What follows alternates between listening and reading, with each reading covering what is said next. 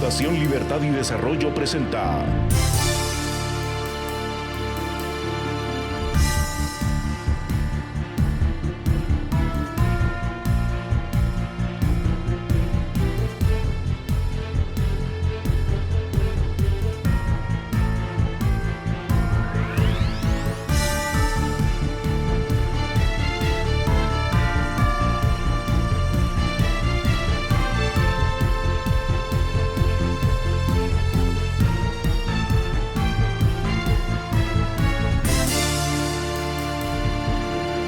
Razón de Estado con Dionisio Gutiérrez. A lo largo de la historia, las pandemias han sido las peores pesadillas de la humanidad, las desventuras que más muerte y destrucción causaron, más que las guerras y las depresiones económicas. También es cierto que en los últimos 500 años, en las pandemias del mundo murieron más seres humanos por hambre que por fiebre. Por eso, desde su fundación en 1948, la Organización Mundial de la Salud definió en sus estatutos que entiende por salud un estado de completo bienestar físico, mental y social, y no solo la ausencia de afecciones o enfermedades. La pandemia que hoy sufre el mundo no tiene salida fácil ni solución sin dolor.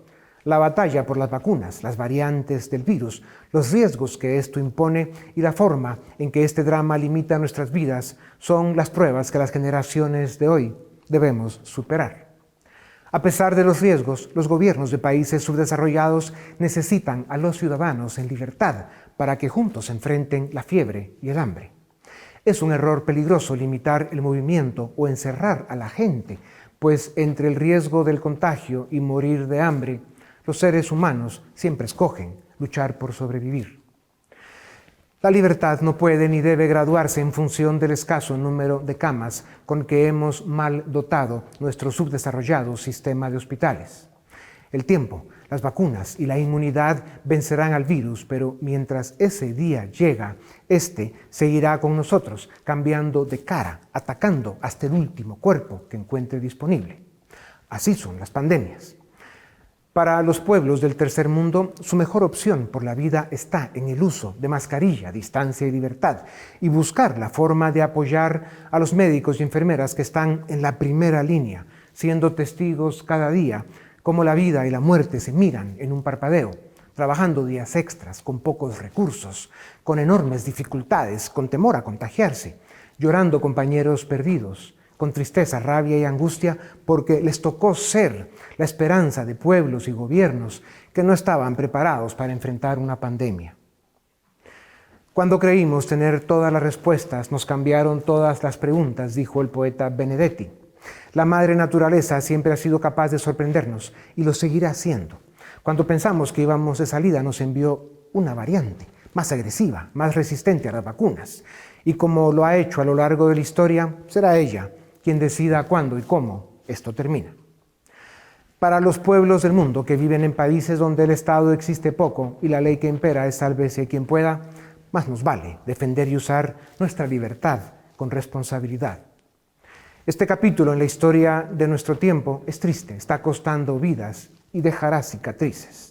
Si queremos pasar esta página con dignidad, encontraremos que el respeto y agradecimiento a quienes están en la primera línea de fuego y la empatía y solidaridad con nuestros hermanos caídos serán los mejores alivios. Ofrezco mis votos porque dentro de algunos años, cuando hayamos superado los costos, el duelo y el dolor de esta crisis, daremos gracias a la vida con humildad por las lecciones aprendidas y porque habremos aprendido a respetarnos y a vivir en libertad.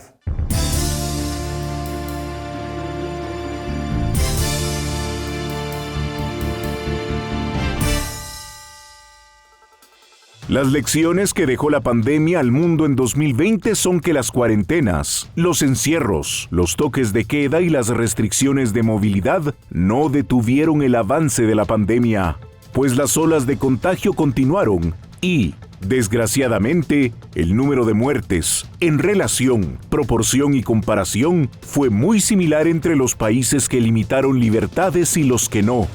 Y en países subdesarrollados en especial, la libertad ha demostrado ser indispensable para sobrevivir. Es comprensible que los gobiernos intenten proteger limitando libertades, pero no es justificable. Las restricciones provocan devastación económica, empresas quebradas, empleos perdidos, efectos sociales negativos y hambre. En 2020, la justificación de los encierros fue que los gobiernos necesitaban tiempo para fortalecer sus sistemas de salud, entender el virus y desarrollar tratamientos. En Guatemala, desde junio, de un promedio diario de 1.500 nuevos contagios, hemos visto más de 5.000 en los últimos días, con el alarmante aumento en número de muertes. La saturación de los hospitales ya está en niveles críticos. Hace unos días, el Hospital Temporal Parque de la Industria anunció que no recibiría nuevos pacientes, pues había superado significativamente su capacidad y sus inventarios de insumos y medicamentos estaban prácticamente agotados. Esa misma realidad se vive en el resto de los hospitales del sistema de salud pública y del Seguro Social en Guatemala. Ante esta grave situación, el gobierno decretó nuevamente un estado de calamidad que incluye restricciones de movilidad y un toque de queda a partir de las 8 de la noche. Sin embargo, el Congreso no lo ratificó, debido al alto nivel de rechazo que genera la medida decretada. La historia nos enseña que la receta para derrotar una pandemia está en la vacunación, en fortalecer los sistemas de salud y en apelar a la responsabilidad individual para guardar distancia, utilizar mascarilla y hacer uso responsable de la libertad. En especial, en el mundo subdesarrollado, los encierros producen efectos contrarios a las supuestas buenas intenciones. En nuestro país, el proceso de vacunación ha sido lento y el sistema de salud no se ha fortalecido. Si a eso sumamos el cansancio ciudadano después de un largo encierro en 2020 y un año y medio de pandemia, se explica por qué en los últimos meses hemos relajado protocolos de protección. Esto explica por qué nos hemos descuidado, pero no lo justifica. El costo en vidas es alto. En 2021, la ciencia ofreció a la humanidad una serie de vacunas que reducen significativamente los síntomas graves y la muerte por COVID-19. Los médicos, héroes de primera línea por la humanidad, también han sido efectivos en identificar tratamientos y medicamentos para reducir síntomas y mortalidad. A estas alturas de 2021 y al igual que en 2020, debemos reconocer que somos los ciudadanos los responsables de cuidarnos. Los encierros solo generarán más pobreza y desesperanza. Apresuremos el proceso de vacunación, fortalezcamos el sistema de salud y adquiramos insumos y medicamentos para dotar a los médicos con las herramientas necesarias para dar una buena batalla contra este embate de la madre naturaleza. Pero, sobre todo, los gobiernos deben respetar nuestra libertad.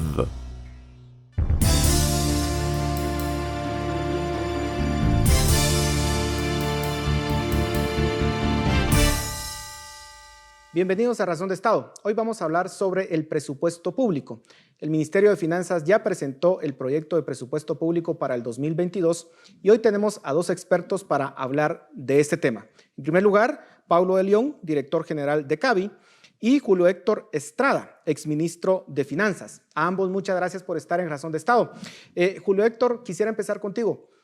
¿Cuál es tu lectura de este proyecto que ha presentado el Ejecutivo? ¿Cuáles son las áreas que se están priorizando de acuerdo a los números que nos han presentado? Mira, Pablo, primero que todo, muchas gracias por tenernos aquí con la audiencia tan selecta de Razón de Estado.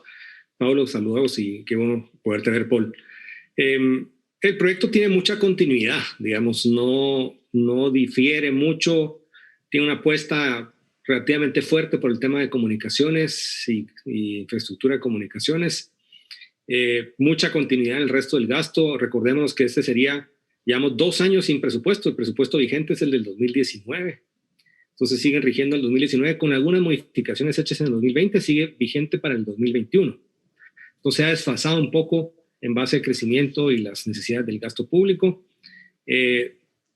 es conservador en cuanto a la meta de recaudación, o sea, está poniendo una meta de recaudación equivalente a donde yo pienso que va a terminar la recaudación este año. O sea, sin ningún crecimiento para el año entrante, que es conservador, ha sido un buen crecimiento en la recaudación este año. Utiliza bastante endeudamiento, a mi juicio, sobre todo porque estoy estimando que el Ministerio de Finanzas, entre las colocaciones de este año y el exceso en la meta de este año, le van a sobrar entre 12 y 15 mil millones de quetzales, que es como que yo tengo caja, entonces mejor debería poner fuente de financiamiento el uso de los saldos de caja del año anterior y no una emisión adicional de bonos. Y siento que de verdad no está haciendo cosas importantes para apoyar temas de salud. Aumento en salud, yo creo que con las vacunas y un poquito de gasto adicional se va, y yo creo que salud debería subir por lo menos 2 o 3 millones de quetzales más, está llegando un poquito menos de 10 mil millones. No incluye ninguna meta de ampliar el primer nivel de atención. Educación es simplemente el momentum, y uno pensaría que tal vez hay un pacto colectivo de educación que no nos han avisado que están negociando. Y en general, mucha continuidad en las asignaciones sin una historia, una narrativa circular. Y adicional, cierro diciendo que yo pienso que han presentado un presupuesto para perderlo, digamos. O sea, que el Ejecutivo, yo creo que no le iría mal si no se aprobara el presupuesto.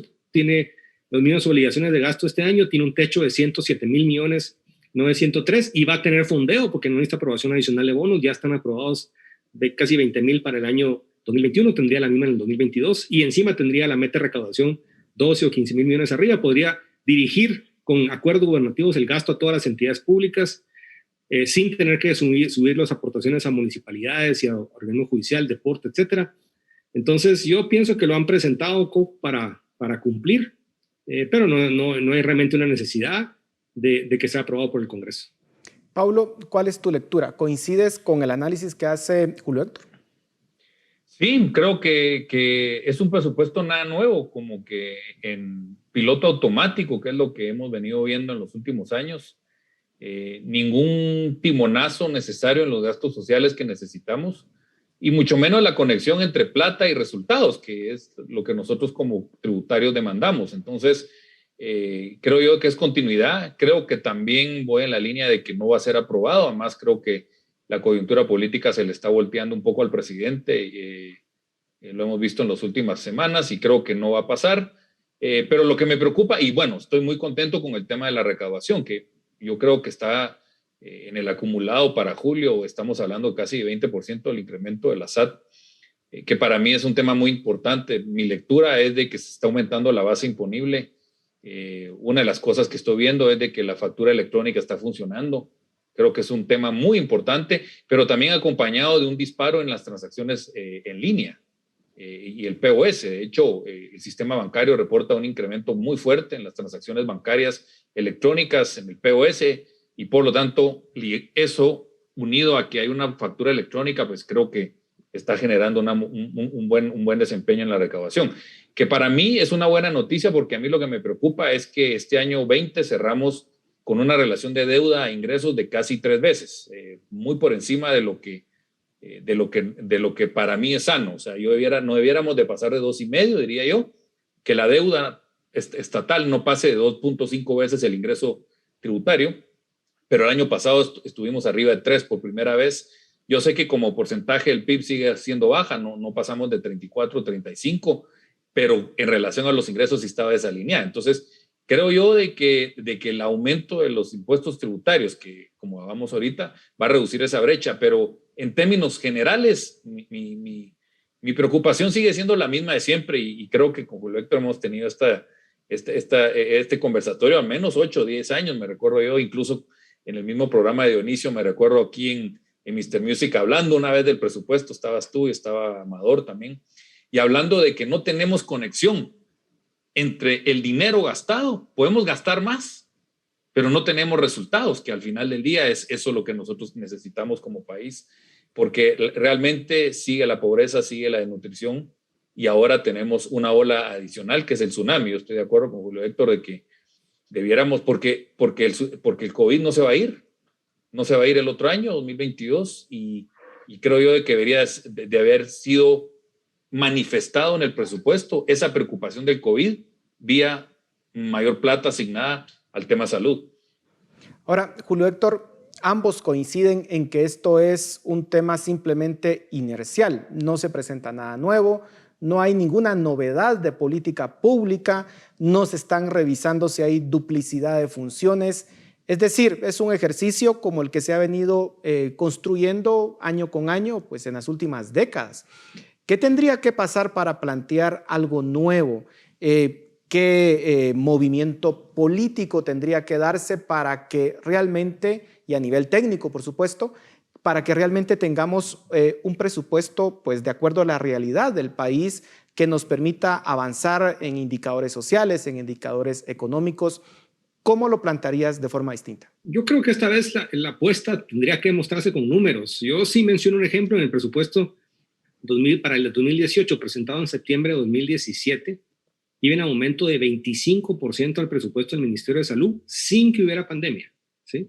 Ese fue el proyecto de presupuesto para el tercer año del gobierno anterior, porque había una apuesta muy clara de hacer primer nivel de atención, ¿sí? O sea, ese presupuesto no pasó por el Congreso, hubo todo el debate relacional al CICIG y todo eso se vino abajo, digamos. Pero la historia la presentaban los números. Nuestra apuesta estratégica es un poquito de educación, mucho salud, y ahí lo que nos queda de fuera de la universidad lo estamos enfocando en salud. Yo creo que esta vez la apuesta estaba definida y curiosamente no se mira. Y teniendo recursos, porque ha aumentado la recaudación de manera importante, como decía Paulo, importante el avance que ha resultado ya en implementación de la factura electrónica en tiempo real, transformacional, los modelos digitales de control de riesgo, las auditorías en línea, o sea, todas estas cosas realmente están mejorando la base, no solamente creciendo con el crecimiento económico. Que uno pensaría que tal vez habría una apuesta de reconstrucción a través de infraestructura, pero los 5 proyectos, no sé si se acuerdan que habían proyectos que agregaron en el proyecto de presupuesto en el 2019, que era una carretera con un capítulo especial de reactivación económica, una carretera que era transversal al puerto, a la costa sur, un anillo metropolitano grande. Todos esos proyectos, de esos proyectos no se han hecho nada, ni siquiera en estudios. O sea que si se quisieran hacer en 2022, ya no da tiempo de hacerlos.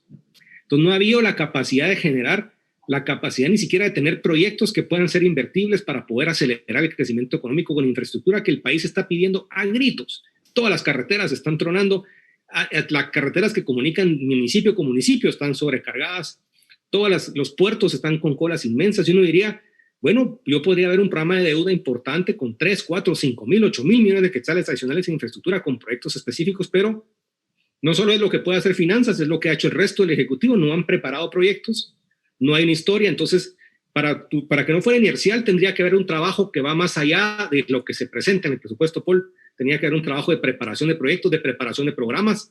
Bono Familia podría regresar para poder manejar un poco el efecto económico en algunos grupos afectados, una propuesta para subsidio a sectores turismo y de restaurantes, transporte público, pero yo me quedo admirado de que el proyecto realmente no lleva mucho.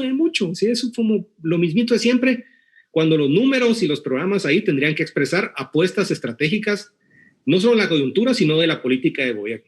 Pero hay que reconocer que en los últimos ejercicios fiscales se ha tratado de llevar un proceso de elaboración de presupuesto bastante abierto, por lo menos desde el Ministerio de Finanzas. Y de hecho tú, Julio Héctor, cuando eras ministro de Finanzas también hiciste parte de ese ejercicio de apertura hacia la sociedad civil para que pudiesen opinar, para que pudiesen de alguna forma incidir en la forma en que se están gastando los recursos públicos. Pero Paulo, ¿por qué a pesar de esa apertura que se ha dado, no se presenta algo realmente distinto que cambie la realidad del país?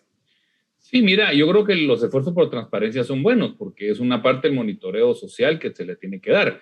Pero el monitoreo social contable no es lo mismo que el monitoreo social de resultados y de temas estratégicos que tenemos como país.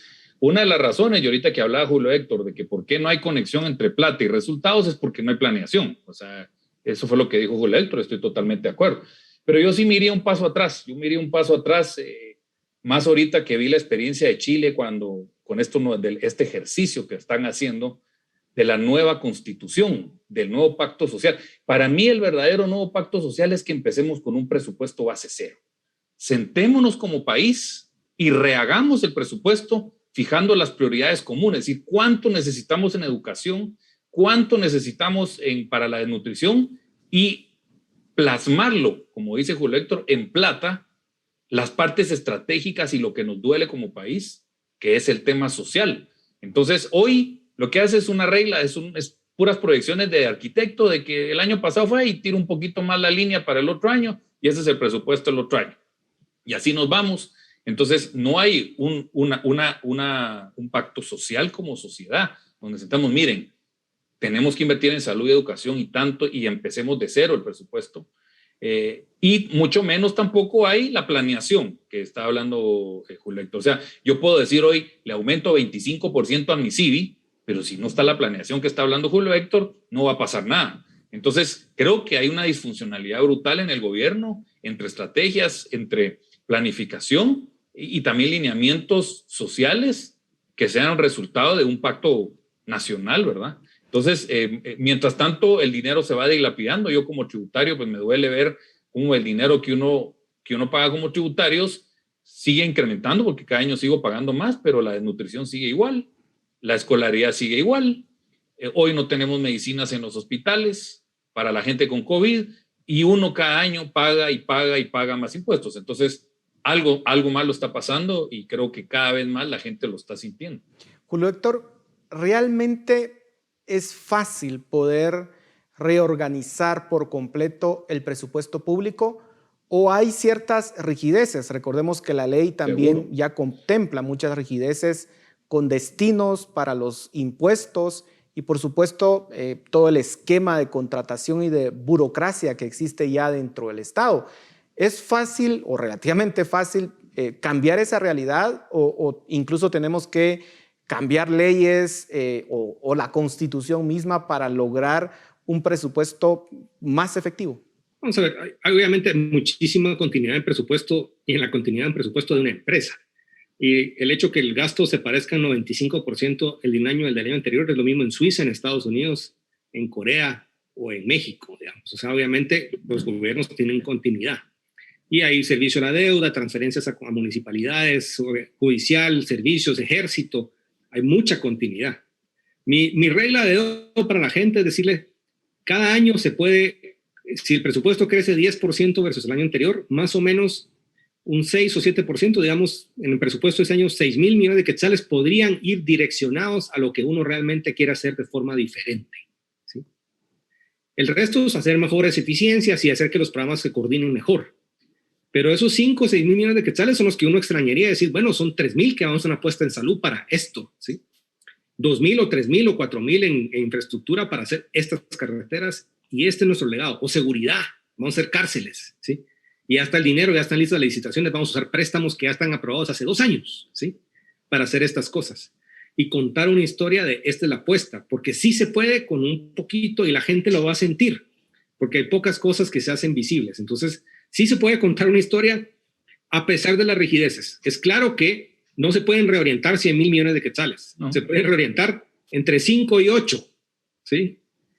Ahora, si los 5 y 8 se utilizan para pagarle un poquito más a los maestros, para pagar un poquito más a los sindicalistas de salud, para pagar un poquito más de relaciones exteriores y un poquito más al ejército, entonces si ahí la gente no siente que está pasando nada, es la dinámica de la continuidad.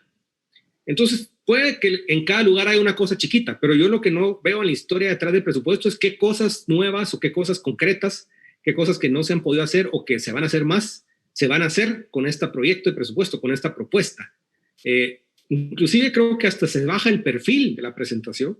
El ejercicio de presupuesto abierto se hizo no antes de hacer la decisión de presupuesto se hace el 15 de junio cuando se levantan los techos indicativos, se hizo el 15 de agosto cuando ya estaba básicamente decidido el presupuesto.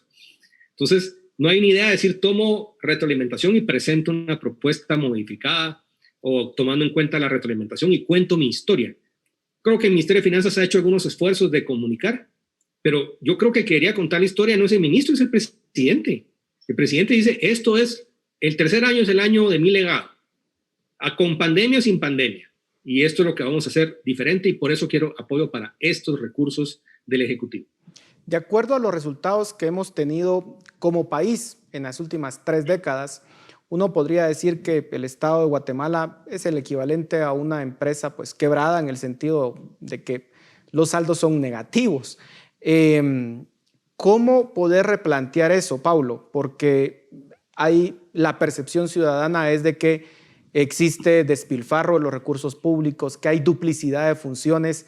¿Tendría que entrar un equipo, digamos, a básicamente rediseñar la forma en que tenemos planteado el Estado, incluso la duplicidad de funciones que hay entre ministerios y secretarías?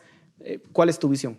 Mira, pasa en las familias, pasa en las empresas y pasa seguramente en el Estado. Que de repente por estar en el día a día, que seguramente eso es lo que invade al funcionario público. Yo nunca he estado en el servicio público, me imagino que la coyuntura y el día a día te absorbe y no te estás viendo la cabeza hacia adelante y no estás viendo en temas estratégicos. Y por lo tanto, de repente tu presupuesto empieza a inflarse por un poquito por allá, un poquito por allá, como dice Julio Héctor, y cuando sentís el presupuesto es gigantesco. No hemos hecho un ejercicio de auditoría, de reingeniería del Estado, de reestructuración del Estado, porque a lo mejor sí son la misma cantidad de burócratas la que necesitamos, pero en una formación totalmente diferente dentro de los puestos del Estado. Qué sé yo, no lo sé, estoy planteando preguntas. Pero no hemos hecho ese ejercicio de reingeniería, de reestructuración. Creo que es sano hacerlo, creo que hay que hacerlo cada cierto tiempo, en una familia, en una empresa y por qué no el Estado. ¿Por qué? Porque al final del día, también lo planteó Julio Héctor, no están dando los resultados, nadie está sintiéndose beneficiado por todo este impuesto que estamos pagando, ni los niños, ni las carreteras, ni nadie. Entonces, el ejercicio tiene que hacerse, tarde o temprano. Me quedan 15 segundos nada más. Julio Héctor, ¿cuál es tu expectativa? ¿Crees que van a aprobar en el Congreso este proyecto de presupuesto o vamos a seguir con el mismo que hemos venido arrastrando? Yo creo que la dinámica política, los incentivos marcan que es poco probable que se apruebe el presupuesto. Paulo, la misma pregunta para ti. Lo mismo, yo creo que sí, no va a pasarse y como dice Julio Héctor, probablemente está hecho para que no pase. Bueno, lamentablemente se nos terminó el tiempo, pero muchísimas gracias a ambos. Continuamos en Razón de Estado.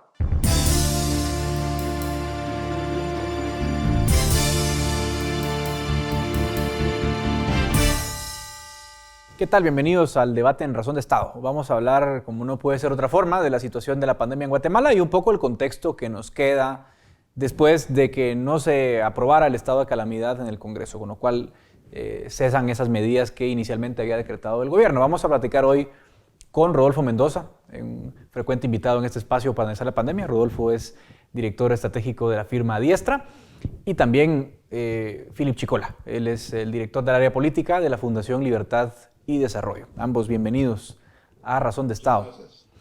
Comienzo contigo, Rodolfo, para que nos des un repaso así muy general de cómo viene la situación. Ya lo habíamos comentado contigo hace un par de semanas, que pues, los contagios siguen subiendo. No hay estado de calamidad, de lo cual hablaremos en breve, pero más o menos cómo estamos viendo la situación de contagios, por lo menos en esta última semana. ¿Seguimos viendo esos, niveles de contagios alarmantes? ¿Ha cesado un poquito? ¿Cómo lo has visto en general? Bueno, quiero comenzar diciendo que la situación sigue siendo crítica, por supuesto. Como saben, habíamos visto los niveles más altos de contagios y creció por varias semanas sin detenerse. Pero también venimos advirtiendo hace varias semanas que la vacunación que se está dando en la región metropolitana iba a incidir pronto en que los casos bajaran.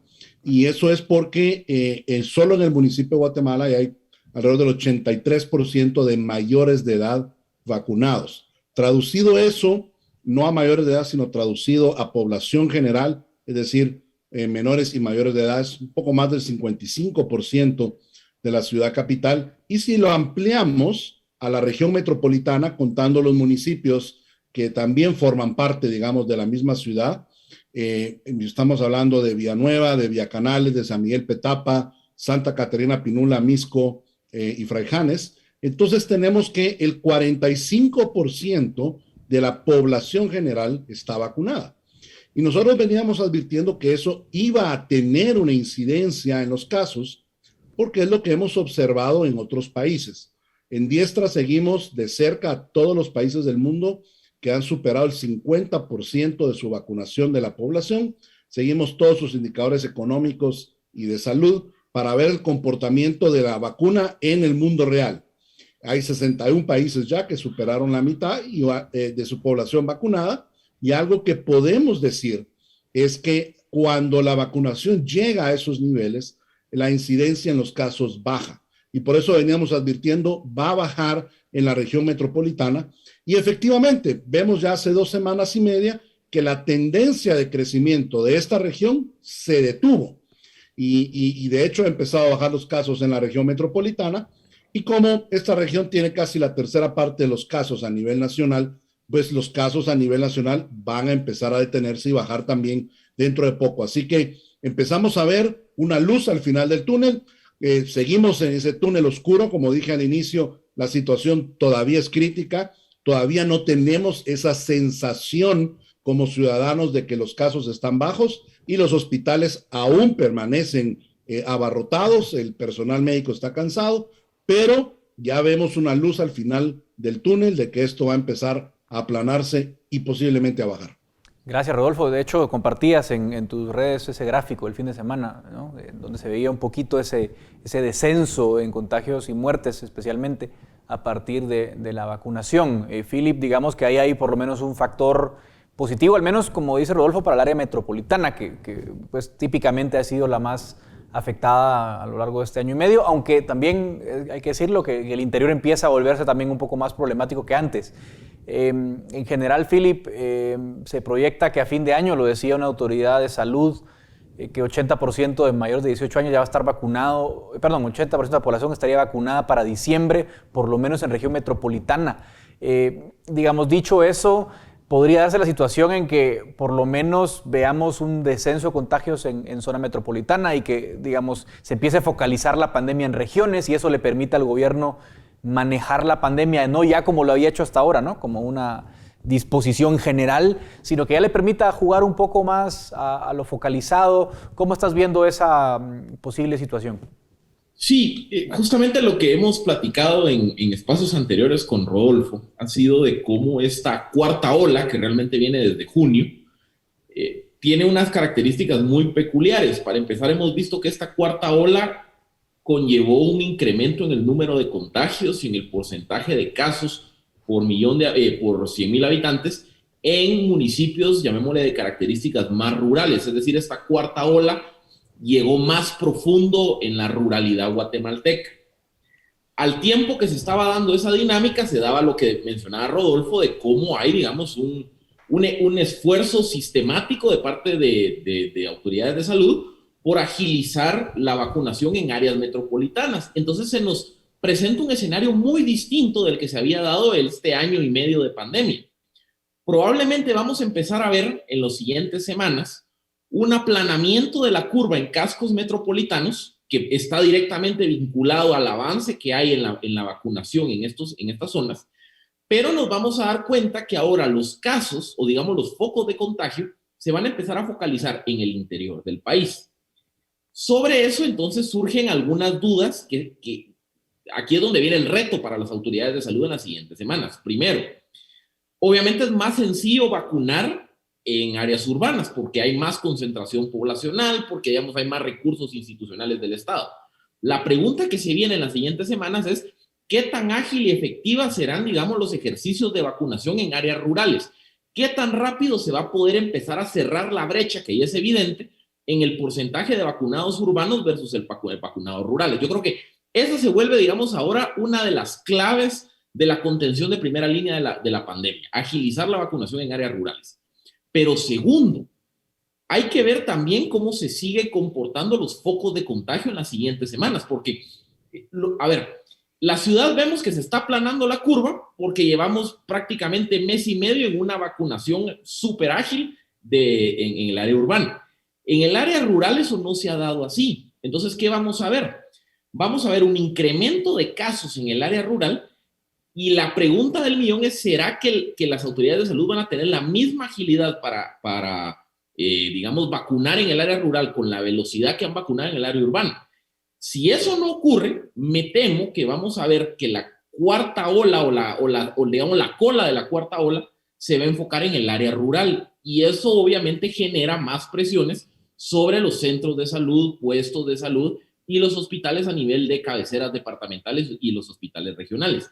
Entonces creo que se viene un cambio en la dinámica de lo urbano a lo rural en cuanto a la concentración de la pandemia. Creo que esto, como les digo, genera retos diferentes a los que estábamos acostumbrados en este año y medio de pandemia. Y seguramente tendrá que ajustar el gobierno sus estrategias a eso. Quisiera preguntarles a los dos una cuestión. Es decir, ya no hay estado de calamidad, por lo menos hasta hoy, ¿no? Aunque hubo dos intentos fallidos, uno entre el 13 y 20 de agosto y 23 de agosto, que duró 10 días la negociación, y ahora que fue más corta la discusión porque ya la Corte dijo que hay que hacerlo en 3 días. Pero ya son 2 intentos que no prosperan, que quedan ahí al filo.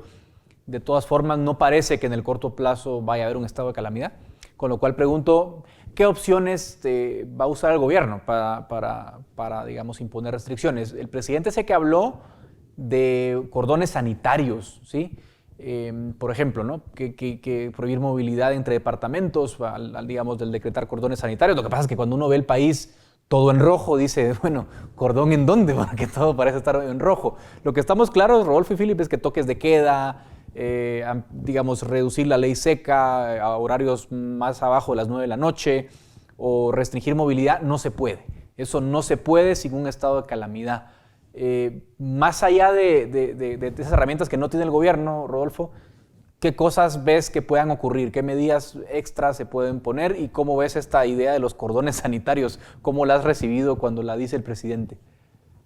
Yo creo que tuve la misma reacción que tu persona, y es pensar en cómo se pudieran aplicar esos cordones. ¿Qué significa eso? El área con mayor contagio de todo el país por cada 100,000 habitantes es la capital. ¿Qué planea hacer el presidente? ¿Aislar la capital? ¿Y qué efecto tendrá? O sea, realmente no logro todavía digerir cuál sería ese plan. Pero sí creo que al gobierno tiene muchísimos recursos que pudiera utilizar. A la verdad, no hay que ser muy innovador. Tenemos más de año y medio de pandemia. Sabemos qué estrategias han seguido a nivel mundial para mitigar el avance de los contagios. Hay que ser claros, este es un virus para el cual no tenemos defensas y por lo tanto siempre hay un riesgo de que una ola se levante. Así que lo primero que hay que entender como ciudadanos es que las olas de contagios van a pasar mientras no estemos plenamente vacunados con inmunidad de rebaño, para lo cual falta mucho. No hay ningún país que no haya tenido una ola de contagio. Todos han tenido en una mayor o menor medida, pero los que lo han sabido mitigar, contener la cantidad de casos y contener sobre todo los fallecimientos, lo primero que han hecho es lo que se llama el rastreo de contactos, que es utilizar pruebas masivas y luego de eso buscar qué contactos ha tenido alguien que dio positivo, también hacerle prueba a esta persona y aislar a aquel que esté contagiado, de tal manera que se aísla únicamente al individuo que tiene riesgo de contagio o ya está contagiado. Esa es una práctica muy común en Oriente que Occidente no ha podido todavía importar, y es una práctica que Precovid dijo que haría el año pasado, pero nunca logró implementar. Así que esa creería que es la primera que tiene a la mano. Lo segundo que tiene a la mano el gobierno es fortalecer el sistema de salud. Llevamos año y medio, el gobierno ha tenido dinero, ha tenido tiempo y no tenemos todavía una ampliación, una inversión en infraestructura de salud que nos ponga en una mejor posición. Comenzamos mal en ese sentido. Es cierto que este gobierno heredó ese problema de gobiernos atrás, pero a este paso va a trasladar la herencia de ese sistema de salud débil. Lo otro que puede hacer fácilmente es el tema de fortalecer el cumplimiento del semáforo. Vea que se cumple. Esa es una gran herramienta que se tiene y lo único que se tiene que hacer es reforzar que se cumpla. Y lo último es ampliar la vacunación.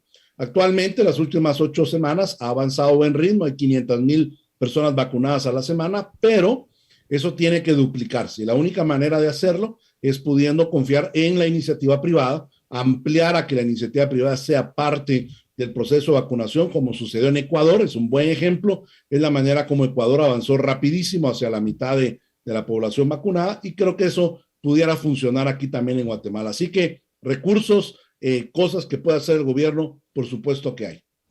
Yo comparto tu visión y le voy a dar la palabra a Philip, pero quisiera añadir un elemento ya dicho lo que ha expuesto Rodolfo.